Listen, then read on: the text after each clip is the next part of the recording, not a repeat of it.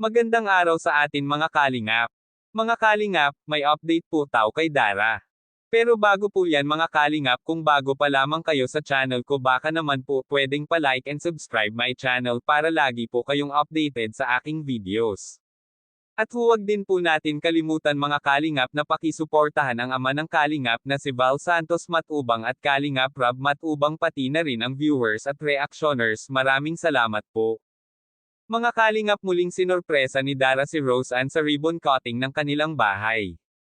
Akala ito ni Rose Ann na hindi ito darating si Dara dahil sinabihan ito ni Dara si Rose Ann na hindi ito makakapunta sa ribbon cutting ng kanilang bahay, kaya nagulat ito si Rose Ann nang nakita ito si Dara. Kaya sabi ni Dara kay Rose Ann ay kahit anong mangyari ay susuportahan ni Dara ang kapwa niya Kalingap Angels. Kaya napabilib ito ang mga Kalingap Angels nang narinig ang sinabi ito ni Dara kay Rose Ann. Kinagulat din ito ni Dara nang nakita ang bahay nila Rose Ann dahil parang kakambal ito ng bahay ni Dara kaya tuwang-tuwa ito si Dara.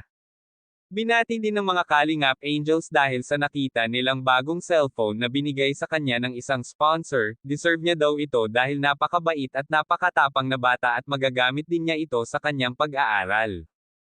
Kaya sinabihan nila ito si Dara na ingatan ang bagong cellphone dahil hindi ito basta-basta cellphone lamang, napakamahal ito at higit sa lahat ay mainit sa mata ng tao kaya doble ingat na lamang. Kaya mga kalingap, hanggang dito na lang muna update natin kay Dara. Abangan po ulit natin sa susunod. Maraming salamat po. Thank you for watching and God bless us all.